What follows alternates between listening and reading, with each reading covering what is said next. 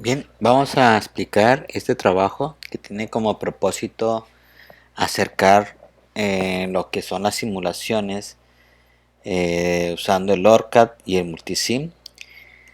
El ORCAD, que es un programa de simulación electrónica en la que se simplifica mucho los modelos de transistores o de otro componente electrónico con modelos simbólicos, que en realidad pues no hay mucha diferencia en los efectos, en el funcionamiento del circuito. Sin embargo, el otro programa, que es el Multisim, pues ese programa de cómputo de simulación electrónica, pues también tiene unos puntos muy buenos que se puede decir que son prácticamente muy parecidos a lo que se realiza en un laboratorio, en lo real, ¿verdad? Entonces, vamos a explicar a detalle de qué consiste la simulación de fuentes conmutadas usando el ORCAD y el Multisim, y tratar de usar el Multisim para acercarlo ya realmente a lo que se realiza en un laboratorio. Primeramente, ¿qué son las fuentes conmutadas? Las fuentes conmutadas está compitiendo con otro conjunto de fuentes, que son las fuentes reguladas, que consiste en convertir la energía eléctrica de corriente alterna a corriente directa a través de un transformador, puente rectificador, un filtro y un regulador. En la parte inferior se ve básicamente las señales que se tienen en cada una de las etapas. Una corriente alterna de 127 voltios se reduce con un transformador reductor de 60 Hz que trabajan para corriente alterna. Se baja voltaje dependiendo del transformador que hayamos comprado, que podría ser 24 voltios, 12 voltios, 6 voltios, 3 voltios, y son muy voluminosos porque trabajan solamente a 60 Hz. Después ahí se rectifica la señal para no tener señales negativas, tener simplemente puras positivas. Por lo tanto, se le llama un voltaje rectificado de onda completa. Sin embargo, esta señal dista mucho o no se parece en nada a una señal de directa. Para eliminar ese rizo o esa ondulación, se usa un filtro pasabajos, en la que consiste de un capacitor electrolítico que sí logra minimizar el rizo, pero no del todo ideal. Por lo tanto, se utiliza un regulador. Por eso el nombre de fuentes lineales reguladas o no reguladas, que en este caso sea regulada. Pero estos transistores que trabajan en su zona lineal, pues trabajan prácticamente, emulan a una resistencia. Por lo tanto, sus eficiencias son muy bajas comparado con las fuentes conmutadas. Y las fuentes conmutadas, que el transistor, que sería esta, realmente no trabaja en su zona lineal, sino trabaja en su zona de saturación y de corte. Por lo tanto, para empezar, comparando con el anterior, es de mejor eficiencia. ¿Cómo se logra obtener el valor promedio? Si el interruptor lo que hace es promediar el voltaje de entrada, que es una fuente de CD, a un voltaje de CD también, pero nivel deseada. Esto se logra promediando a la apertura y cierre de este interruptor a través de un control PWM, que básicamente es comparar una rampa con una señal de referencia. Esta señal de referencia es la que deseamos, monitoreamos y tengo una señal de error, y esa señal de error se compara con una señal rampa, pero estoy cerrando el lazo de control. Entonces, en resumen, una fuente conmutada se alimenta de un voltaje de CD que puede provenir de un panel solar, de una batería, de un otro cargador que quiero, de un voltaje fijo de un cargador, quiero manipular ese voltaje de CD a otros niveles. Entonces eso se logra a través de una fuente conmutada, o simplemente agarrar una fuente regulada para poder manipular los voltajes que me dan este, esta etapa, ¿no? Pero si se hace así, pues se tiene ya muchas etapas o multietapas, teniendo ya mayores pérdidas por tener tantas etapas, ¿no? Entonces, pero esos son temas más avanzados que se pueden ver posteriormente. Entonces, la fuente como tal toma un solo voltaje de CD, lo puede convertir en diferentes niveles. Por ejemplo, lo puede convertir en 20 voltios positivos, que de 12 a 20 sería un convertidor elevador, de 12 a 5 voltios sería un Cook, a de 3 voltios sería un reductor, de 12 a 9 sería un reductor. Entonces vamos a empezar para explicar y acercar lo que es el mundo de la simulación con los programas de cómputo de simulación electrónica a lo real. Para eso vamos a usar primeramente lo que es el ORCAD. El ORCAD, muchas veces me voy directamente a la aplicación, pero antes, no sin antes poner que es la topología, el interruptor, que se usa un MOSFET, un diodo de conmutación rápida, una bobina, para limitar los picos de corriente en los capacitores, y el diodo para minimizar los voltajes que se inducen en la bobina, que evita que sean voltajes muy altos, ¿no? Y para evitar el daño del transistor y nuestra carga, ¿no? Aquí el dilema es que este voltaje B2 se simula en el ORCA pues como un B-pulse, que es el modelo, pero en la vida real pues no sabemos cómo se va a implementar, ¿no? Entonces este video trata de ver con qué se implementa este B-pulse, porque todo eso lo demás sí es la etapa de potencia, se compra los componentes y listo, se arma rápido. Por ejemplo, el transistor que podemos usar, una opción de usar este transistor, en vez del 840, puede ser 620, que también es un MOSFET, 200 voltios, 5 amperes, dependiendo de los conceptos de interés. Esta es la resistencia de drain a source, que es de 0.8 ohmios, que es un valor más o menos normal en los MOSFET, ¿no? Ahí están los diodos de conmutación rápida. Ahí vienen que son de 35 a 60 nanosegundos de tiempo de subida. El TRR, que es el tiempo de recuperación inversa, perdón. Entonces que se apagan rápido, ¿no? Ahí están los voltajes inversos que soportan. Están demasiado sobrados, pero suficientes. Las bobinas, pues también depende de la potencia de la carga. Fíjense bien la potencia de la carga. Si es 5 watts, 12 watts, que más o menos que es la que va a estar coadyuvando a la fuente para entregar a la carga, pues nos da una idea de qué transformador voy a usar, o qué tipo de inductor, perdón, tipo E, tipo P, tipo RM, inclusive la frecuencia de conmutación en la que estoy trabajando. Recordando que en la teoría menciona de que la bobina es inversamente proporcional, el tamaño de la bobina es inversamente proporcional a la frecuencia, ¿no? Entonces es importante a veces si queremos una bobina más pequeña, de montaje superficial como esta, o no superficial, ¿no? O forma toroidal también. Entonces todos son del núcleo de ferrita. Los capacitores pues son los electrolíticos. Y vamos a ver, entonces la pregunta es, ¿con qué se implementa B2? Pues no sé, vamos a ver más adelante, ¿no? Pero una vez que nosotros simulamos, en la simulación siempre nos preguntamos qué tiempo de simulación. Pues yo le pongo 6 milisegundos, pero ustedes pueden poner la que ustedes deseen. Pero realmente aquí no nos permite medir el riesgo en corriente ni el riesgo en voltaje, pero nos permite ver los transitorios que pueden tener problemas en los componentes. Entonces nos permiten visualizar para un reporte, decir por ejemplo que el voltaje que está diseñado para cierto voltaje, si por ejemplo aquí tengo 3 voltios, se está llegando a 4 voltios, ¿no? Entonces este es un resultado nada más. Ahorita vamos a simular uno más que sea más ad hoc. Nada más esta es para la parte introductoria.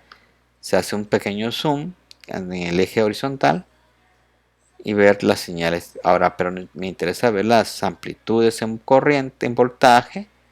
Eso se puede manipular con el ORCAD. Es la gran ventaja del ORCAD, que en la misma señal se puede amplificar y poner los valores.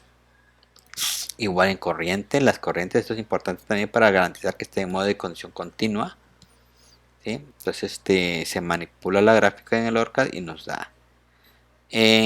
Ahora usando el multisim, pues también menciono lo siguiente. Igual, si se dan cuenta, la etapa de potencia es muy conocido. Aquí esto es muy importante, no lo mencioné en el anterior, ¿sí?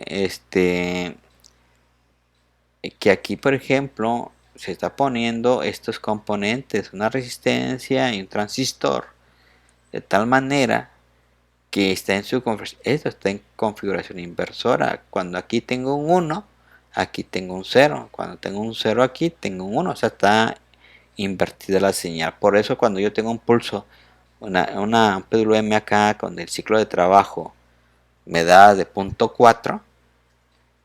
Si hago esta conexión, realmente al IRF le estoy dando un ciclo de trabajo de 0.6. Esto es importante lo que estoy diciendo, ¿no? Entonces, si tengo un ciclo de trabajo acá de 0.4, o sea, el tiempo de encendido digamos, voy a decir un número, ¿no? Si el periodo vale de 1 milisegundo, por ejemplo, el periodo, y tengo un ciclo de trabajo, bueno, voy a tomar números redondos para no tomar estos datos, ¿no? Si tengo 1 milisegundo, por ejemplo, y tengo un ciclo de trabajo de 0.4, significa que el tiempo encendido es de 0.4 milisegundos. Pero como tengo un inversor acá, el ciclo de trabajo que está recibiendo mi RF realmente es de 0.6.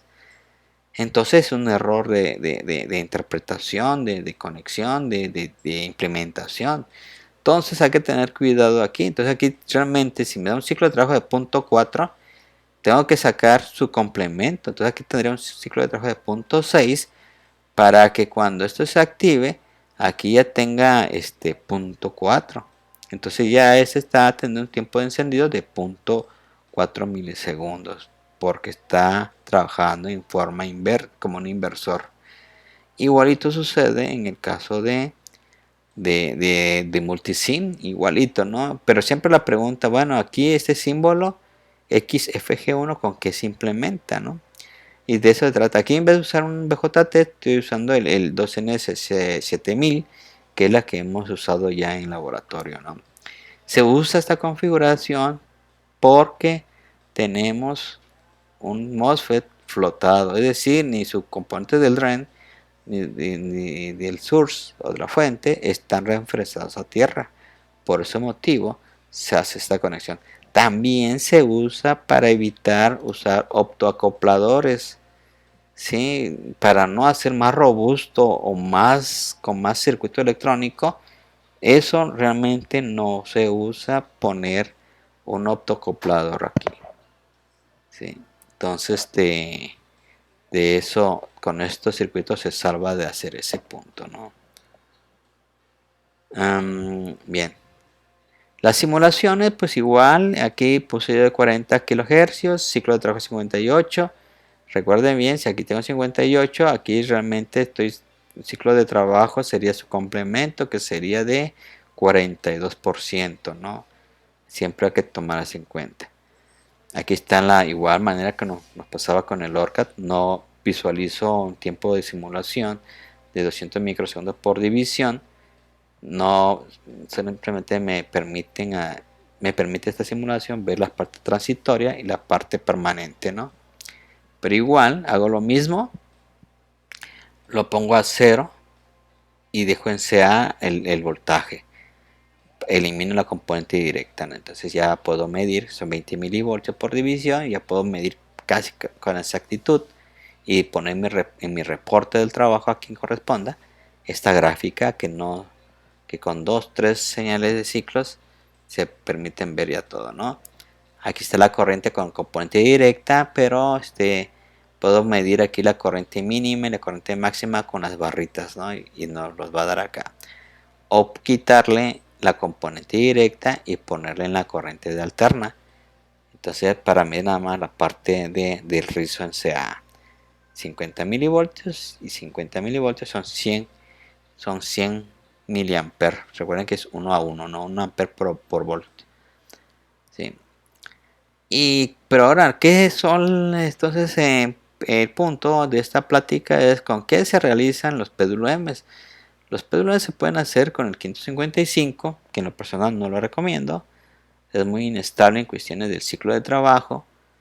Entonces, pero también si vamos a trabajar en baja frecuencia y un circuito muy simple, pues es el 555, ¿no? Pero no. El BCC pues sería inclusive de la voltaje de entrada. ¿Cuál es la filosofía de esto? El otro control, que es la que vamos a ver en este video, es el control PWM con OPAMP y comparadores. ¿Qué hago? Es variar el ancho de pulso con la variación del voltaje de control, la línea punteada. Mientras más arriba está, más delgada es el ancho. Mientras se baja el voltaje por la línea de punteada de control, el ancho de pulso es más amplio. El tiempo de encendido es más grande que en este caso, ¿no? Esto se logra usando un comparador. Voltaje de control, una CD variable y una rampa o triangular. Así puedo jugar con el ancho del pulso. Por eso se llama modulación de ancho de pulso, ¿no? En vez de usar comparadores y operacionales, puedo usar directamente el Arduino. El Arduino genera el péndulo M y ese Arduino se conecta. Esto realmente podría representar el Arduino, ¿no? Otro es el circuitos integrados especializados. Sería cuestión de bajar la hoja de datos que ya el fabricante le dice cómo conectarlo hasta los componentes que tienen que usar, ¿no? Para el control de enlace cerrado. Bien, pues vamos a ver los puntos de diseño. Vamos a usar el MatCat. El MatCat es un programa muy bueno que es para uno usar el MATLAB, es muy gráfico. Aquí, por ejemplo, yo estoy usando 25 kHz. Vamos a poner que sean de 20 kHz y vean cómo va a cambiar el ciclo de trabajo, la bobina, etcétera, etcétera, ¿no? 20 kHz. Sí. Y ya, bueno, así el ciclo de trabajo recuerden que no está en función de la frecuencia, por eso no cambió, ¿no? Pero aquí sí, la bobina está en función de la frecuencia, el capacitor en función de la frecuencia y cambiaron los datos. Pero vamos a poner que tengo un panel solar que son de 12 voltios. ¿Va? Vamos a poner de 12 voltios. Ahí sí va a cambiar el ciclo de trabajo. Y requiero 5 voltios. ¿Va? Porque voy a hacer circuitos TTL posiblemente, ¿no? Y ahí sí va a cambiar el ciclo de trabajo. Ahí está. 145 y 25 microfaradios, microhenrios. Con esos datos de diseño paso a simularlo en el ORCAD. Y aquí tengo preparado en el ORCAD. Nada más que me falta poner la frecuencia de 20 kHz, donde 20 kHz es igual a la inversa de 20 kHz. 1 entre 20 es de 1, 2, 3, 4, 5, 6, 50 micros. Entonces aquí serían de 50 micros. Y el ciclo de trabajo es de 0.41, 0.417, pero vamos a buscar su complemento, como habíamos dicho. Entonces su complemento es 1 menos eso, sería igual a 0.583. 0.583 lo multiplico por 50 micros y me da de 29.15 microsegundos. Ahí está, que sería el complemento de 41. O sea que estoy poniendo un ciclo de trabajo de casi 59% de ciclo de trabajo, 0.59. Para que aquí ya cuando se saque la inversa, la inversión de la señal, tenga ya la correspondiente de 0.41, ¿no? Nos daba una bobina de 145 microhenrios, lo cambiamos a 145 microhenrios y un capacitor de 25 microfaradios, lo cambiamos 25 microfaradios y una carga de 8 ohmios. El rizo de voltaje nos pide el 5 de 0.5% o voltios me parece que es, ¿no? Ahorita vamos a ver. Entonces acá sería de 8 ohmios. Pues sería todo, 12 voltios. Aquí esperaríamos 5 ohmios, pero recuerden que este tiene una resistencia RDS, ¿no? Que va a generar pérdidas. La bobina tiene, no tiene, es una bobina ideal, me parece. Estoy buscando si tiene una resistencia interna, me parece que no. Ok. Bien, pues entonces pongo la corriente, quiero medirla. Sí. Voy a generar una nueva simulación para evitar problemas. Crear. Sí, entonces, ahí está, ya aparece por acá. Vamos a generar por lo menos de 10 milisegundos en forma aleatoria. Y ponemos, quiero medir el voltaje en la carga. Quiero medir la corriente en la bobina. Recuerden que tiene que conectarse exactamente el cableado y la bobina, si no va a marcar error, ¿no? Tiene que ser exactamente aquí.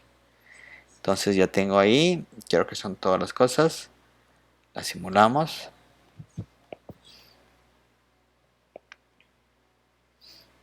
Y empieza la simulación.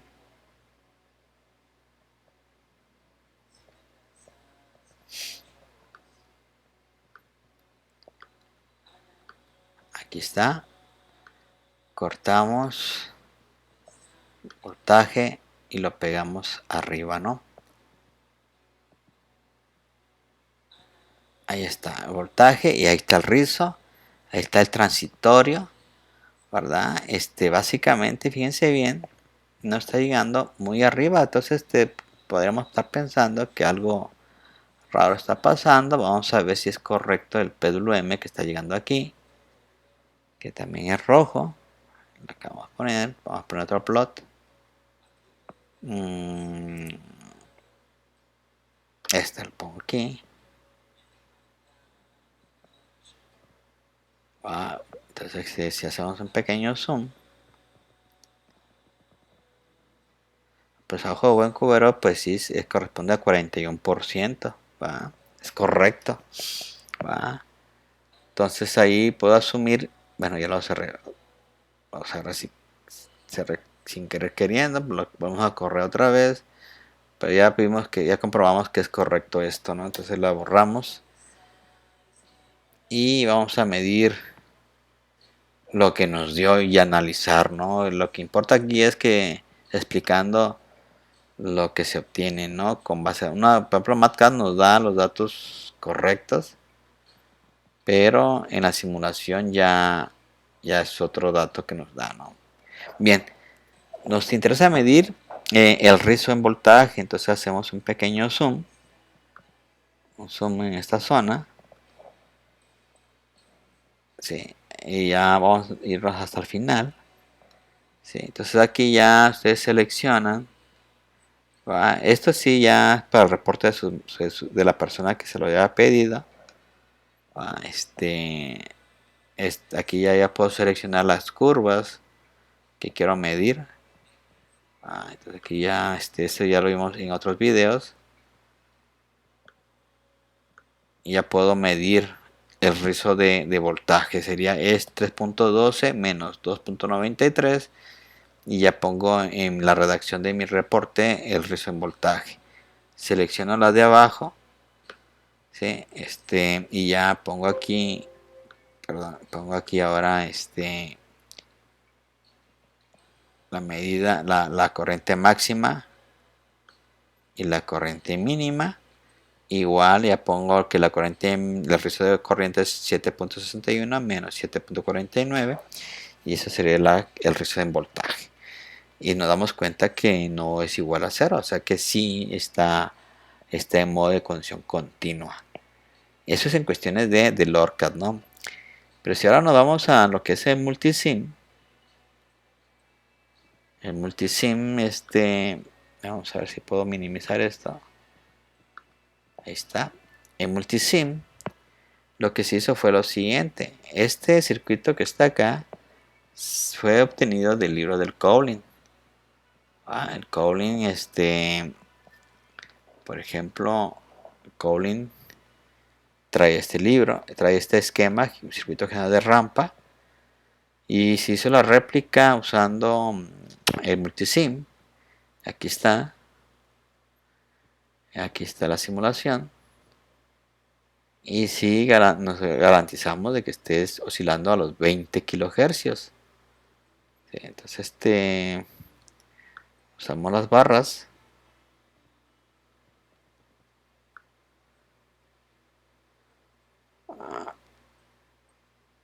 Bueno, creo que aquí no sé si lo modifiqué. Ahí dice son de 26 microsegundos. 26 microsegundos sería 1 entre 26 micros, sea 38 kilohercios.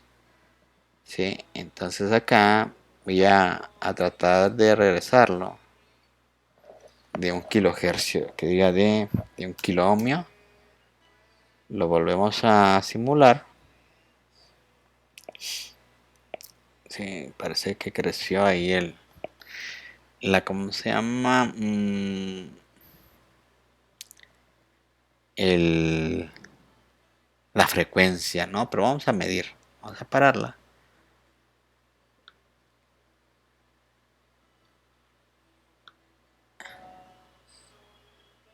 Son 34 micros. 34 micros sería igual a casi 30 kilohercios. Si se dan cuenta, estoy variando la amplitud, perdón, la frecuencia, variando el voltaje que le llega al pin negativo, ¿no? Entonces aquí yo inclusive puedo jugar un poquito con esto para que llegue a los 20 kilohercios, ¿no? Porque ese es el propósito de la oscilación. ¿Sí? Vamos a ver si con esto ya...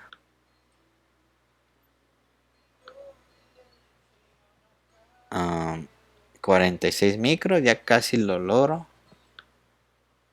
Vamos a ver.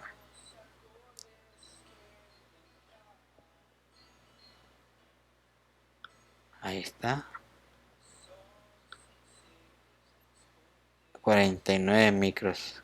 49 micros. 49 micros sería igual a... Bueno, aquí tengo la calculadora.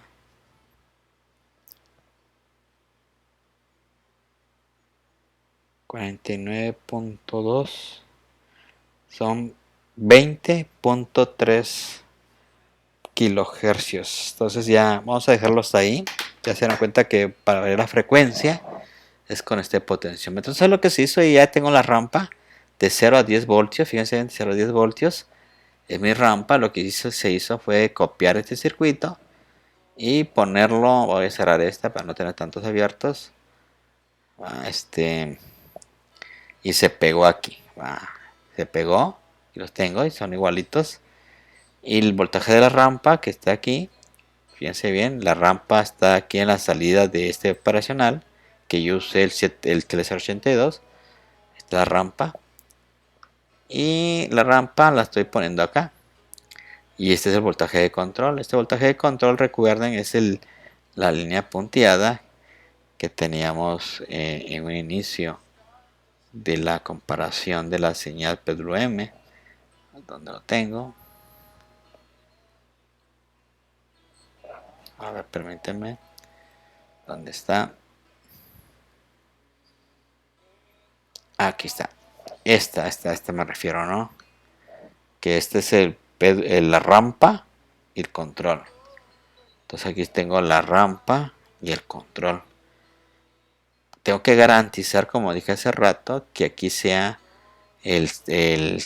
¿cuánto habíamos mencionado? Que aquí tendríamos que tener un ciclo de trabajo de 0.41. Entonces aquí tengo que tener 0.59. Por lo tanto, si aquí tengo 10 voltios, aquí tengo que tener 5.9 voltios. Y lo redondeé de esta manera que el porcentaje de la resistencia de este potenciómetro sea el voltaje que me esté dando este, ¿no? Entonces, si como puse 59% de 10, tengo 5.9 kilo ohmios. Si hago un divisor de voltaje, según mis cálculos, me da 5.9 voltios.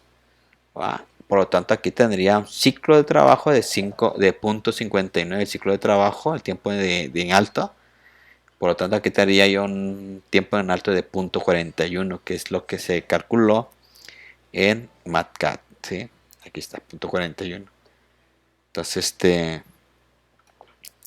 Entonces, acá un punto importante en la simulación es de que aquí y aquí en esta parte, en la configuración, pongan el 0. Puse un tiempo limitado en la simulación para que no esté ahí con mucho tiempo de simulación. Y esto es muy importante. Si lo dejan ustedes por default, las señales salen muy mala la simulación. Por eso le pongo con mucho más precisión. Aunque es más lento la simulación, pero mucho más preciso, ¿no? Lo salvamos. También es importante poner las condiciones iniciales de cada uno de los componentes en 0 voltios. Igu- Igual sucede con las en el ORCAD, ¿no? 0 amperios. Entonces, con eso yo creo que vamos terminando ya la simulación. Aquí tengo el voltaje que se le mete de 12 voltios. Aquí están los 12 voltios. Con la misma fuente estoy alimentando mi potenciómetro acá. Con la misma fuente estoy alimentando yo mis operacionales y comparadores. O sea, nada más necesito una fuente simétrica para alimentar toda la circuitería. Alimenta mi fuente de CD, tanto la circuitería de control, a mi comparador y el voltaje de entrada del convertidor. Proceso la señal y debo tener aquí aproximadamente los 5 voltios. Lo simulamos y abrimos el osciloscopio. Ahí va simulándose. Vamos a esperar que se estabilice la señal.